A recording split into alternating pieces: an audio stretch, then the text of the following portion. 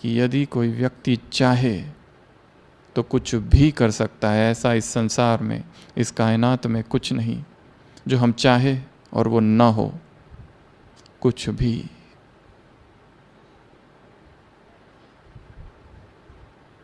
और हम ब्राह्मणों के लिए सबसे महत्वपूर्ण कार्य आज सुबह की साकार मुरली, बाप समान कैसा बनना, एवर प्योर। आत्मा पर छींटे पड़े हैं देहभान के, आत्मा मैली हुई है देहभान के गंदे पानी से। सुबह की मुरली में शब्द है, देवताओं के सामने जाते और गाते हैं हम काले भूत है। तमो प्रधान बन गई आत्मा, काली बन गई आत्मा, जंजीरें बड़ी कड़ी है। बाप समझाते हैं, परंतु बच्चे खुद भी समझते हैं कि हम देहभान में फंसे हैं। बाप कहते हैं अब देहभान में न फंसो, मेरे में फंसो ना। तो आज हम चर्चा करेंगे इस एक वाक्य की। कौन सा वाक्य? मेरे में फंसो ना। दादी जानकी की शैली है, ऐसा करो ना, दादी कहती है ना हमेशा। तो बाबा ने कहा देहधारी में ना फंसो, किस में फंसो? मुझ में फंसो ना, मेरे में फंसो ना। देहधारियों में बहुत फंस लिया। यदि नाम रूप बीमारी है तो इलाज है मेरे में फंसो ना। बहुत फंस लिया, बहुत प्यार कर लिया, बहुत आसक्ति रख ली, अब मेरी ओर आ जाओ। भक्ति बहुत कर ली, आर्टिफिशियल इमिटेशन, अब रियल में आ जाओ। तो बाबा के कितने सुंदर महावाक्य है कि बस मुझ में एक फंसो और किसी में नहीं फंसना। एक बहुत बुजुर्ग व्यक्ति, थोड़ा धार्मिक है, रेलवे स्टेशन पहुंचता है, टिकट काउंटर पर जाता है, अपनी टिकट लेता है। टिकट काउंटर का जो क्लर्क है वो उस व्यक्ति को जानता है। ये व्यक्ति कहता है मेरे पास एक्स्ट्रा लगेज है, उसके जो भी पैसे होंगे वो उसकी टिकट अलग से बना दो। वो क्लर्क कहता है नहीं नहीं, उसकी कोई ज़रूरत नहीं, मैं आपको बहुत समय से जानता हूँ, आप भी मुझे जानते हैं, आप वैसे ही बैठ जाओ और इसी ट्रेन में मैं भी जा रहा हूँ तो कोई समस्या नहीं होगी, और जो भी टिकट चेकर आएगा मैं उसको बता दूंगा। तो ये बूढ़ा व्यक्ति कहता है आप कहाँ तक जा रहे हो? वो कहता है उसकी तुम चिंता मत करो, मैं भले बीच में उतरने वाला हूँ, पर जो दूसरा टीसी आएगा मैं उसको भी बता दूंगा। ये बूढ़ा व्यक्ति कहता है वो टिकट चेकर कहाँ तक जा रहा है? वो कहता है वो वहाँ तक जा रहा है जहाँ लास्ट स्टेशन है। और वो क्लर्क पूछता है आपको कहाँ तक जाना है? वो बूढ़ा सा व्यक्ति कहता है मुझे इस संसार के सभी स्टेशनों से पार जाना है। यहाँ का जो एक्स्ट्रा लगेज है और यहाँ जो चेकर आने वाले हैं, टीसी आने वाले हैं, उनको तो मैं धोखा देकर चला जाऊंगा आगे, क्योंकि ये जिस्मानी ट्रेन है। पर कल जब मैं ये शरीर छोड़ दूंगा और परमात्मा के, खुदा के द्वार पर खड़ा रहूंगा, तब उसको क्या धोखा दे पाऊंगा? वो क्लर्क अवाक फटाफट टिकट बनाता है और थमा देता है। यहाँ तो धोखा दिया जा सकता है इसको उसको पहचान से, परंतु उधर क्या करेंगे जब खुदा के द्वार पर खड़े रहेंगे? चाहे अपने आप को फंसाना या किसी दूसरों को फंसाना या दूसरों में फंसना, तीनों ही बातें, अपने आप को फंसाना, किसी और को फंसाना या किसी में फंसना, यहाँ छूट जाएंगे, वहाँ क्या करेंगे? मैं निराकार, इन्वर्टेड कॉमा, अव्यक्त महावाक्य, सब कुछ जानता हूँ। ऐसा किसी का कुछ भी नहीं जो मुझसे छिपा है। इसलिए नाम और रूप यदि बीमारी है और उसमें यदि हम सूक्ष्म रूप से भी फंसे हैं तो इलाज एक ही है, मुझ में फंसो ना।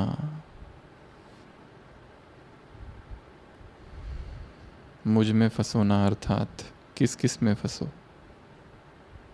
ऐसी 8 बातें हैं जिसमें फंसना है।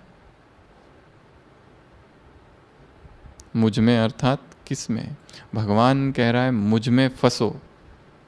मुझ में अर्थात किस में और कहाँ और कैसे, क्यों फंसो, कब फंसो, किस तरह फंसो, किस लिए फंसो, फायदे क्या है फंसने में और नुकसान, नुकसान है क्या कुछ फंसने में?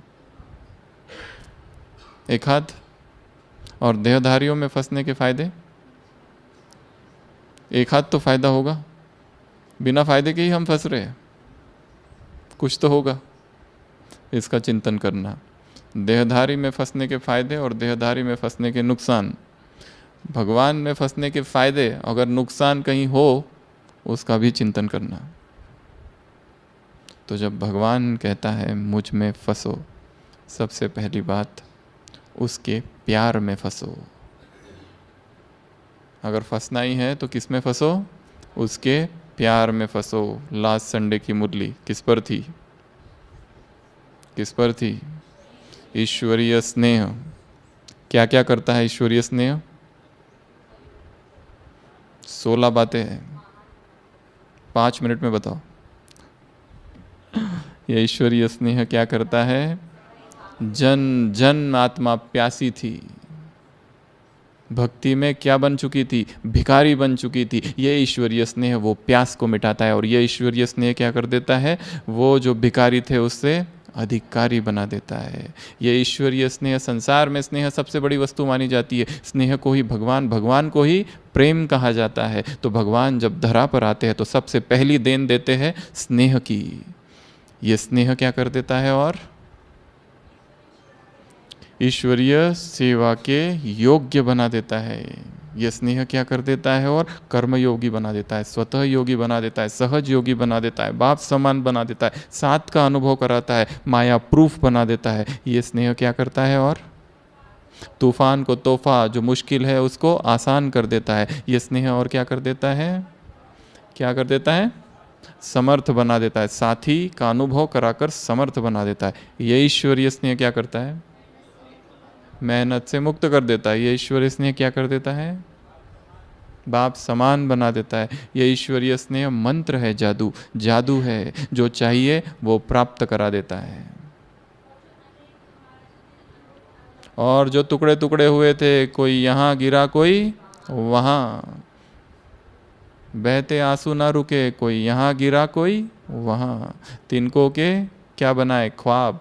और तूफान आए और कोई यहाँ गिरा कोई वहाँ। तो भगवान ने क्या कर दिए? सारे टुकड़े को मिलाकर एक बाप एक दिलाराम, एक दिल एक दिलाराम। देहधारियों ने क्या कर दिए थे? दिल के टुकड़े टुकड़े कर दिए थे। और क्या किया था? उन टुकड़े करके छोड़ा नहीं, अपने पैरों तले भी कुचल दिए थे एक एक टुकड़े को। तब कहीं बाप की याद आई, ये हाल कर दिया था। जिस जिस को प्यार किया सबसे ज़्यादा धोखा उसी से मिला। जिस जिस पर विश्वास किया इस जीवन में अब तक, चाहे वो कोई भी हो, कभी ना कभी तो उससे दर्द ज़रूर मिला है। और वो जो दर्द था बड़ा गहरा था। दुश्मनों ने दर्द जो दिए बहुत छोटे थे, अपनों ने जो दर्द दिए वो बड़े गहरे थे।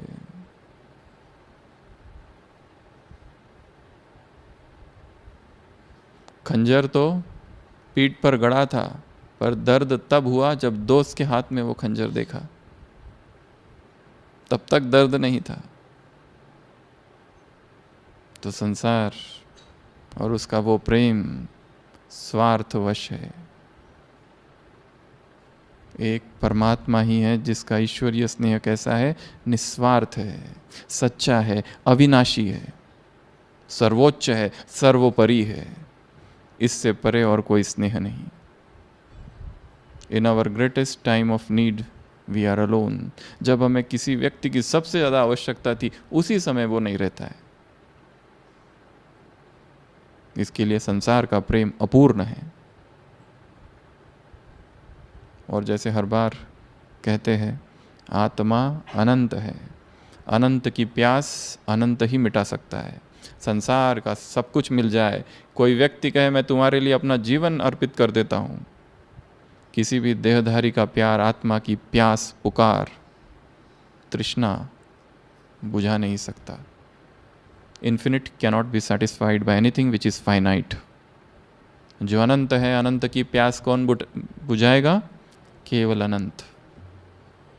अनंत का आत्मा अनंत है, अनंत अनंत से जब मिलेगी तो ही प्यास मिटेगी। देह देह से मिलेगा, प्यास भड़केगी। सुबह की मुरली, काम कटारी चलाना बंद करो। विष का ये धंधा बंद करो। एक बहुत विरोधी व्यक्ति सब जानते होंगे, जो कि अपनी युगल को बहुत सताता था और सेवा केंद्र पर आकर बहुत हंगामा करता था। और एक दिन जब मम्मा से मिलने आया और मम्मा की मुरली चली, वो सुनता रहा, सुनता रहा, सुनता रहा। और मुरली में आया कि जो चीर हरण करते हैं वो दुशासन है।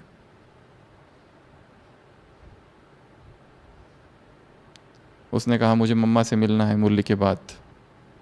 लोगों ने कहा तुम पहले ही बहुत समय ले चुके हो मम्मा का, बहुत हंगामा किया था आकर पहले भी, अभी मम्मा के पास समय नहीं। उसने कहा बस 2 मिनट 3 मिनट भी नहीं लूंगा। और वो मम्मा के सामने आया और रोने लगा और मम्मा से कहा कि मम्मा, जिस दुशासन की आपने बात की थी, हम तो सोच रहे थे वो किसी महाभारत का पात्र होगा, वो दुशासन मैं हूं।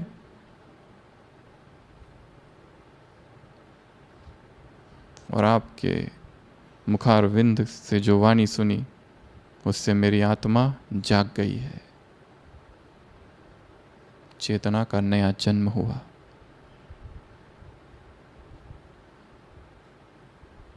देहभान, देह की आसक्ति, देह के भोग, देह की वासना, देह के आकर्षण, देह का सौंदर्य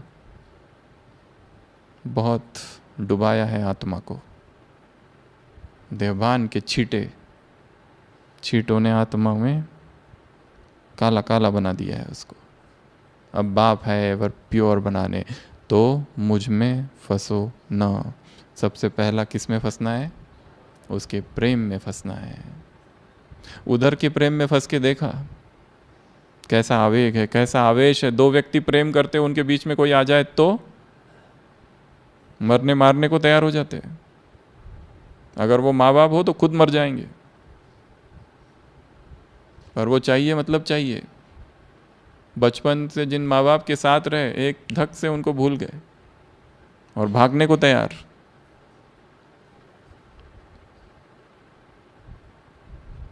इतनी आतुरता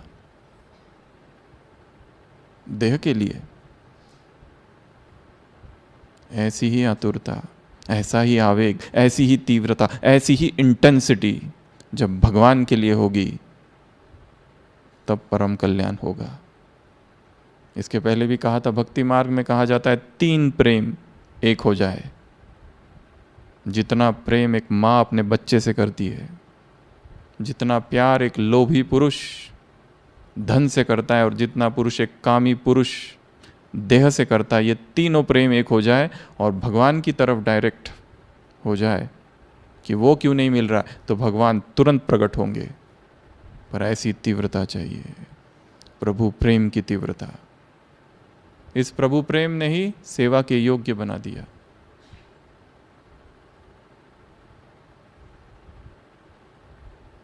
इस प्रभु प्रेम ने ही मधुबन निवासी बना दिया, मधुबन तक पहुंच गए केवल प्रेम ने। यहाँ इस यज्ञ में ऐसी अभी भी कितनी आत्मा होगी, उनको ज्ञान पता नहीं क्या है, कैसे आई है वो?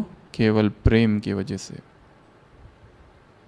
इतना आकर्षण है इस प्रेम में, तो क्या ऐसा ही प्रेम हमारे हृदय में है उसके लिए? यह हमारा प्रेम भी बटा हुआ है। इंग्लिश में एक कहावत है, he who gives to God second place in life gives him no place. जो भगवान को अपने जीवन में दूसरे नंबर पर रखता है वो उसको कहीं पर भी नहीं रखता। भगवान को कितने नंबर में रखना है? एक नंबर में, उसके ऊपर और कोई ना हो।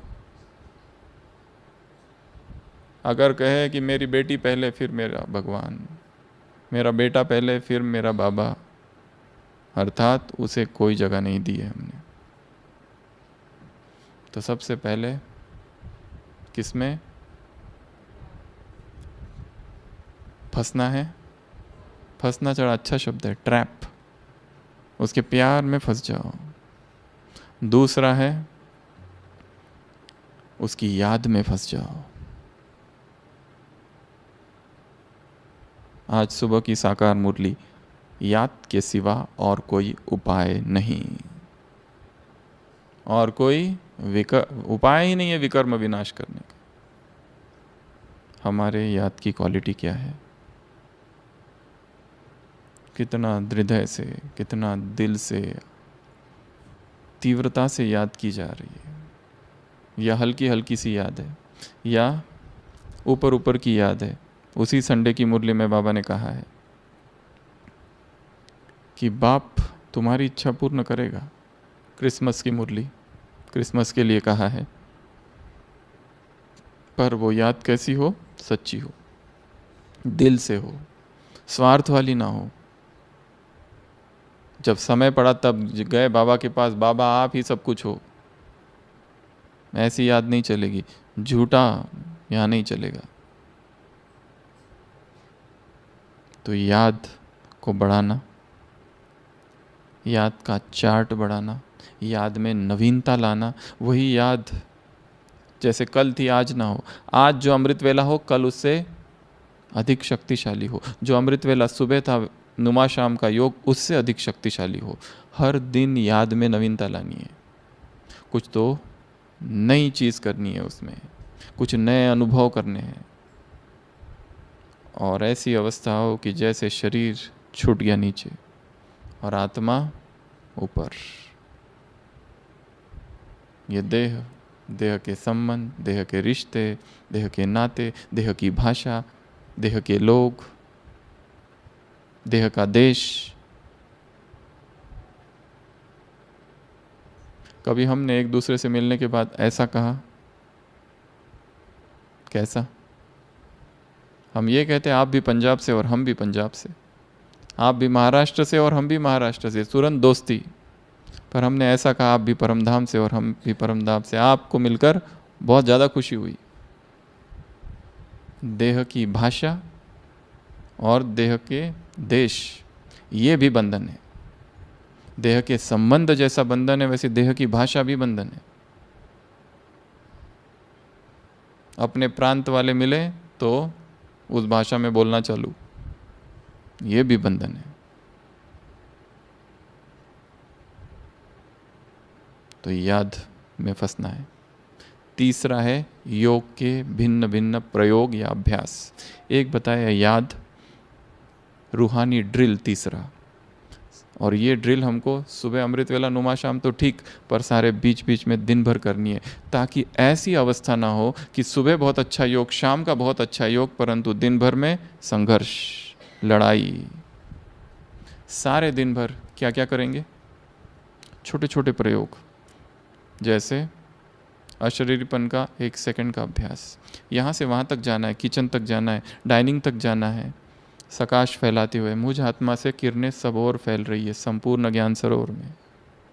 या बीच में कोई स्लोगन दिखे, इंद्रियों का आकर्षण ही सभी दुखों की जड़, उसका चिंतन करते जाना। सुबह की मुरली का कोई पॉइंट, तुम वॉरियर्स हो योग बल वाले, चिंतन करते जाना। मेरे जैसा खुशनुमा इस संसार में और कोई नहीं, चिंतन करते जाना, वरदान। गफलत ना करना, किसी को दुख देना ये गफलत है। चिंतन करते जाना, सारे दिन भर चिंतन चलता रहे, थोड़ा थोड़ा थोड़ा, सारे दिन भर छोटे छोटे योग के प्रयोग। बीच बीच में अशरीरीपन मुझसे किरणें फैल रही है, ट्रैफिक कंट्रोल के 3 मिनट को 3 भाग में डिवाइड करना है। एक पहला मिनट, दूसरा मिनट, तीसरा मिनट। पहला आत्माभिमानी स्थिति, दूसरा शिव बाबा से कनेक्शन और तीसरा सकाश। मैं आत्मा, कोई भी सामान उसके साथ जोड़कर। दूसरा मिनट उसके साथ मैं एक हो गया, और तीसरा मिनट मुझसे किरणें फैल रही है इर्द गिर्द। ट्रैफिक कंट्रोल, अपना ट्रैफिक कंट्रोल खुद ही बनाना है, और बीच बीच में कई सारे ट्रैफिक कंट्रोल करने हैं। आत्मिक दृष्टि का अभ्यास, ये सब कौन है? आत्मा है, सबका पार्ट है। आज की मुरली में बाबा ने एक नए व्यक्ति का पार्ट के बारे में बताई बात। कौन से? हमेशा कहते हैं हर आत्मा का अपना अपना पार्ट है, बाप का भी पार्ट है। आज एक नए व्यक्ति के बारे में बात बताई।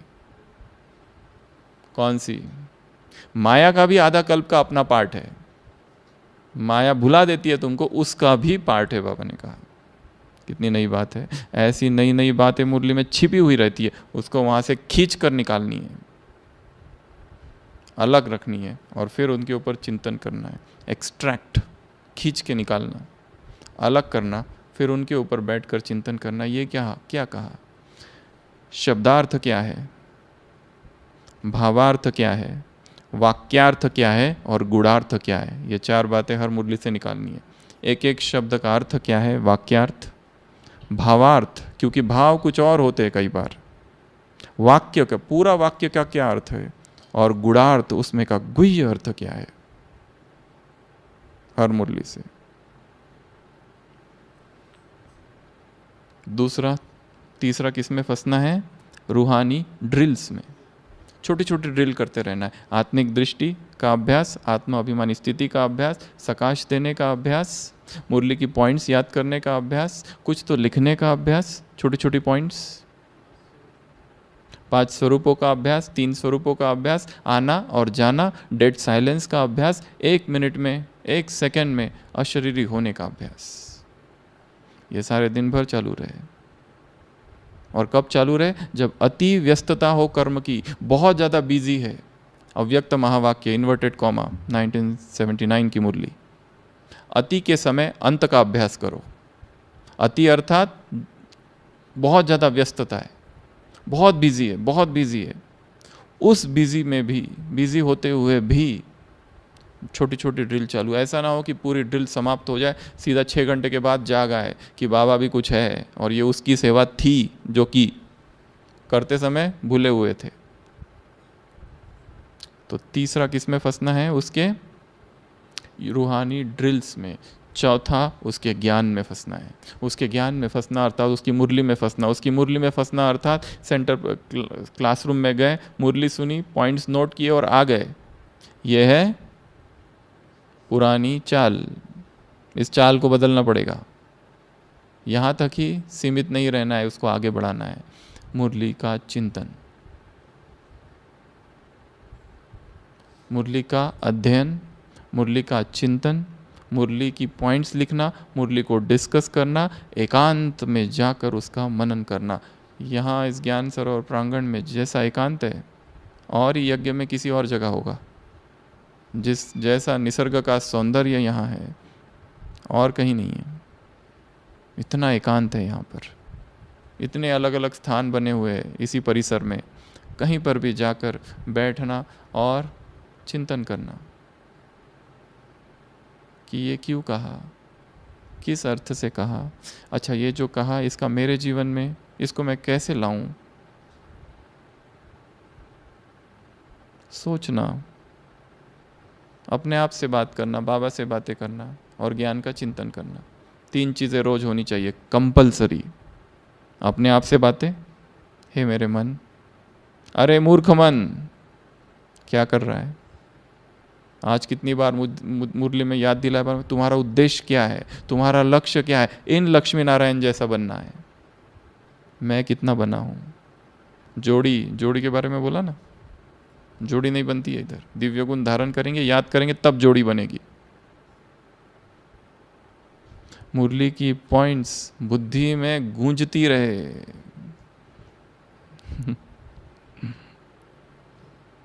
ज्ञान की बुलबुल क्या करे? टिकलू टिकलू टिकलू। ज्ञान की सरिता बहती रहे तो ही स्थिति ठीक रहेगी, नहीं तो हलचल इतनी है, सब जगह माया ही माया है, साम्राज्य है माया का। ये खींच लेगी दूसरी आत्माएं हमको भी उनके साथ नीचे। सुरक्षित केवल वो है जो याद में है और जो ज्ञान के चिंतन में है। बाकी नीचे आएंगे और परिस्थितियों का चिंतन करेंगे, व्यक्तियों का चिंतन करेंगे, प्रबंधन एडमिनिस्ट्रेशन का चिंतन करेंगे, पॉलिटिक्स का चिंतन करेंगे और नीचे डूबेंगे और फिर कंप्लेन करेंगे, यहाँ ये ठीक नहीं, वो ठीक नहीं, ऐसा ठीक नहीं, वैसा ठीक नहीं। जो ज्ञान का चिंतन में है उसके लिए सब ठीक है, जो हो रहा है सब खेल है, खेल ही ऐसा बना है, इसमें दुख करने की बात ही नहीं है। ऐसा ही होना चाहिए जो हो रहा है, निर्दोष दृष्टि। सबके हिसाब किताब चुकतू हो रहे हैं, मन से सारे प्रश्न समाप्त। पर यह होगा तब जब निरंतर ज्ञान का दिन भर में चिंतन। तो चौथा किस में फंसना है? ज्ञान में फंसना है, मुरली में फंसना है, उसकी पॉइंट्स में फंसना है। MURLI, M अर्थात मनन, U अर्थात अंडरस्टैंडिंग, R अर्थात रीड एंड रिवाइज, L अर्थात लिसन, I अर्थात इम्बाइब, इम्बाइब अर्थात धारण करना। ये मुरली के 5 शब्द है। तो ये 5 काम रोज होने चाहिए। समझना है, धारण करना है, पढ़ना है, सुनना है, हो सके तो सुनाना है, चर्चा करनी है, सोचना है एकांत में बैठकर, ये क्या है, ये क्यों कहा, क्यों वो कहता है मुझ में फंस जाओ। हम तो देहधारियों में फंसेंगे, बाबा से ऐसी बातें करना। हमें तो अच्छा लगता है बाबा देहधारियों में फंसना, हम आप में क्यों फंसे? फिर देखो क्या उत्तर आता है। इस तरह से चिंतन की धारा बहाना है। मैथमेटिक्स में A is equal to B prove करना है तो क्या करते हैं? A is not equal to B, यहाँ से चालू करते हैं और फिर आगे आगे जाते हैं, फिर लास्ट में अरे नहीं नहीं नहीं A is equal to B। हाँ, वैसे चालू करना। बाप कहते हैं मुझे याद करो तो पावन बनोगे, नहीं नहीं तुमको याद करने से हम देहधारी को याद करेंगे, देखते कितना पावन बनते। यहाँ से चालू करना इक्वेशन, फिर आगे बढ़ाते जाओ चिंतन को। हाँ हमने तो देहधारी से प्यार किया था, हुआ क्या? अपघात। क्या हुआ? एक्सीडेंट, हड्डियां टूटी, अब तक जुड़ी नहीं। जो गिरे थे 10 साल पहले अब तक भी जुड़ नहीं रही है। जो फ्रैक्चर हुए थे इमोशनल, अब तक भी ठीक नहीं है हुए। तो शायद भगवान जो कह रहा है वही ठीक है। सीधा मान नहीं लेना है कोई बात को, धीरे धीरे अपने मन को समझाना है। छोटा सा बच्चा है, उसको जरा अच्छे से समझाना पड़ता है, धीरे धीरे। तो चौथा किस में फंसना है? ज्ञान में। 5वां सेवाओं में फंसना है। सेवाओं में फंसना अर्थात सेवा करनी है, परंतु उस सेवा में 2 चीज़ें बहुत ज़रूरी है। बाकी तो सेवाधारी सभी है और बहुत अच्छी सेवा कर रहे हैं, पर 2 चीज़ें चाहिए, डिटैचमेंट और साक्षी भाव। नहीं तो सेवा में निस्वार्थ भावना है, सेवा में कर्मयोग सब कुछ है, याद है, सब कुछ है, परंतु डिटैचमेंट नहीं है, अटैचमेंट है, वर्कोहोलिक है। हमने ये सेवा की, हमारी स्तुति होनी चाहिए, रिकॉग्निशन होना चाहिए, मान मिलना चाहिए, सम्मान मिलना चाहिए। साक्षियों को नहीं देख पा रहे उस सेवा को, सेवा की डिटैच होके देखना, ये खेल था। निष्काम बनाते जाओ, सेवा की भूल गए। जून मास चालू है मम्मा का, 1.5 मास मम्मा बेंगलोर में रही, आई वापस, पूछा मम्मा सेवा कैसी थी? कैसी थी सेवा? अच्छी थी, फुल स्टॉप, कोई वर्णन नहीं। और अगर हम जाके आए और करके आए तो पहले उसकी फ़ोटो और फिर भेजना चालू इसको। वो चाहता नहीं है देखना, पर हम ज़बरदस्ती भेज रहे हैं। यही तुम्हारी सज़ा है।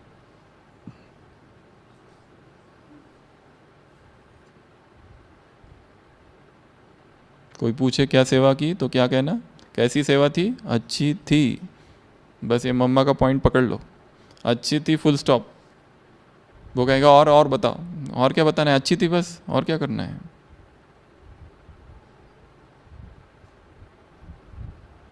अहंकार जन्म लेता है, और अहंकार जब जब बढ़ते जाता है तो संघर्ष बढ़ता है। तो सेवाओं में फंसना है, परंतु कैसे? डिटैचमेंट। कैसे? साक्षी भाव। कैसे? निमित्त भाव। कैसे? अर्पित कर देना। और कैसे? तुमने कराई, तुम चाहते तो किसी और को निमित्त बना सकते थे, मुझे बनाया, मेरा भाग्य है। वैसे मुझसे योग्य कितने सारे बैठे हैं यहाँ, फिर भी मुझे चुना, बाबा तेरा धन्यवाद। नहीं तो ये सेवा मुझसे तो अच्छे करने वाले कितने सारे हैं, अधिक बुद्धिमान, अधिक शक्तिशाली, अधिक योग्य, पर फिर भी तुमने मुझे चुना, तेरा धन्यवाद। तो किस में फंसना है? सेवाओं में फंसना है। उसके बाद अगला मर्यादाओं में फंसना है। मर्यादाओं के बंधन में स्वयं को बांध दो, बहुत सेफ्टी है। ये देखना नहीं मतलब देखना ही नहीं है, स्टॉप इट। नहीं तो ये मीडिया खा जाएगा, सोशल मीडिया, डिजिटल नगरी, ये इंटरनेट। जितना काम का है उतना किया और उससे बाहर निकल के आ गए, नहीं तो उसी में लगे हुए हैं। लंबा लंबा बातें, phone talks, private talks, WhatsApp calls, video calls, कितना उसमें फंसे हैं। स्वयं को उससे बाहर निकालना है। Online shopping, online games, online news, ये 3 नई माया है। बैठे बैठे परचेसिंग चालू रहता है, देखते रहते क्या क्या परचेस करना है। करना कुछ भी नहीं है, पर देखते रहते। पहले दुकानों में जाते थे, विंडो शॉपिंग, अब बैठे बैठे कौन सी कार, कौन सी गाड़ी, कौन सा ये, कौन सा वो, टाइम वेस्ट। न्यूज़, इस पार्टी ने कहा, उस पार्टी ने क्या कहा, और उसकी चर्चा है। Online shopping, online games, online news. जितना काम का है उतना करके वापस आना है, क्योंकि काम हमें बहुत सारे करने हैं, इसमें हम नहीं फंस सकते ज़्यादा। तो मर्यादाएं जो भगवान ने कही है उसको फिर रिवाइज करना है, फिर याद करना है। मर्यादाओं से संबंधित जो क्लासेस है बड़े भाइयों के, दादियों की, वो सुननी है। धारणा वाली जो क्लासेस है वो सुननी है, ताकि बुद्धि ठिकाने आ जाए, ताकि हम जाग जाए, ताकि जागरण आ जाए कि मैं यहाँ किस लिए आया था और कर क्या रहा हूँ।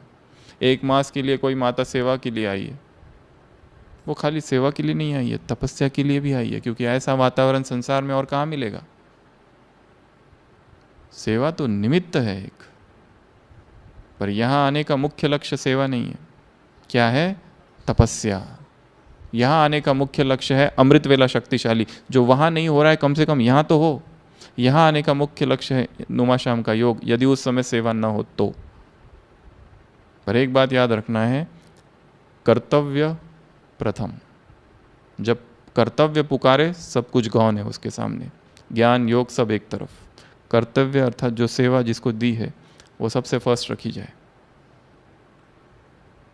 पर ये बात याद रखना है कि मैं यहाँ तपस्या के लिए आया हूँ, सेवा तो है ही, कर ही रहा हूँ, पर मेरा अंदर से जब जब समय मिले तपस्या, जब जब समय मिले मुरली का अध्ययन, जब जब समय मिले एकांत मौन, और वहाँ जो संसार में जब थे वहाँ क्या हलचल हो रही है, जीवन में क्या हलचल है, यहाँ बैठकर उसका चिंतन करना है। जो हमारे संबंध है इतने जटिल क्यों बन गए, इतने कॉम्प्लेक्स क्यों बन गए, इतने कॉम्प्लिकेटेड क्यों बन गए,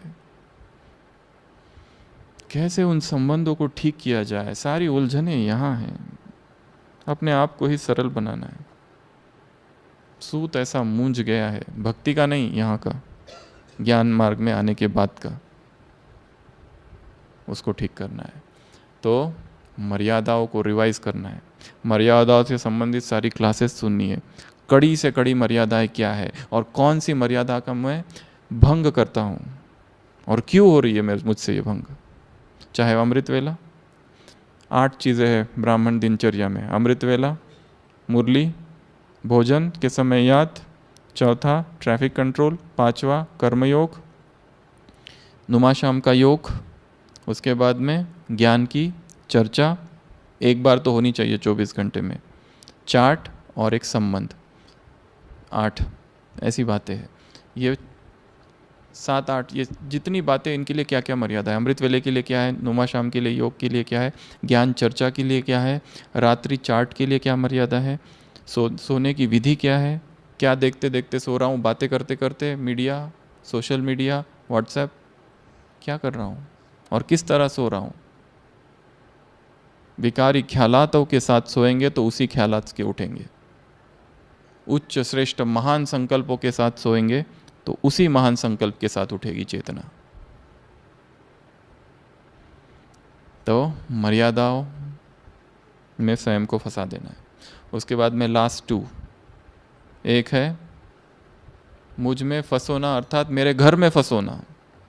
उसका जो घर है वो प्रांत बड़ा ही शांत है, उस प्रांत में फंसना है, उस शांत प्रांत में फंसना है। उसका जो धाम है उसका अनुभव करना है, लंबा समय तक परम धाम में टिकने का अभ्यास।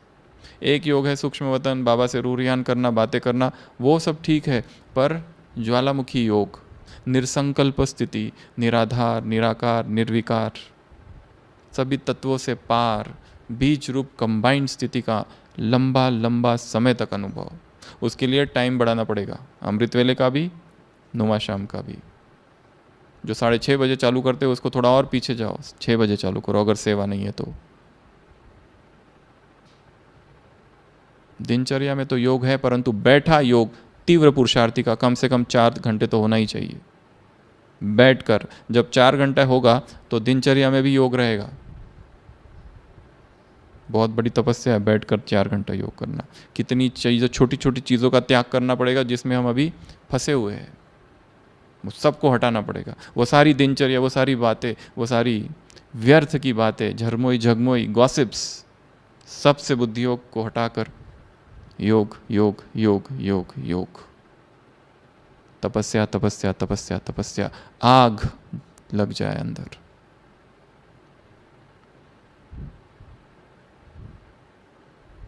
आग चाहिए, आग। आग को जलानी है माचिस से। तीली चाहिए वैराग की और तपस्या की माचिस, तब प्रचंड अग्नि भपकेगी। फिर उसके बाद किस में फंसना है? उसके राजधानी में, सतयुग के ख्वाबों में फंसना है। ख्वाब देखने हैं सतयुग के, अच्छा ख्वाब है। लोगों को ख्वाब देखना पसंद है ना, डे ड्रीमिंग, दिवा स्वप्न। दिन में सब तारे देखना, दिन में तारे नहीं, सॉरी दिन में स्वप्न देखना, वैसे इमेजिन करते जाना, सतयुग में ये ऐसा होगा, वो वैसा होगा, ये कैसा होगा, वो कैसा होगा, उसके ख्यालातों में रहना, तो अपने आप पवित्रता आएगी।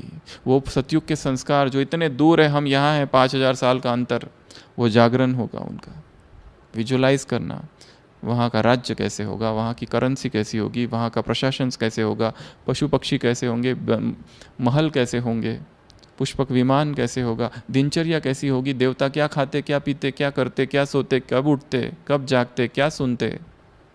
सोचते रहना सतयुग के बारे में, ख्वाबों में खो जाना। इस सतयुग में फंसना है, उस परम धाम में फंसना है, मर्यादाओं में फंसना है, सेवाओं में फंसना है, ज्ञान में फंसना है, योग की अलग अलग ड्रिल्स में फंसना है, याद में फंसना है, और सबसे पहला उसके प्यार में फंसना है। तो बाबा के महावाक्य अपनी डायरी में बड़े अक्षरों से लिख के रख देना है। आज के महावाक्य, मेरे में फंसो ना। अच्छा, ओम शांति।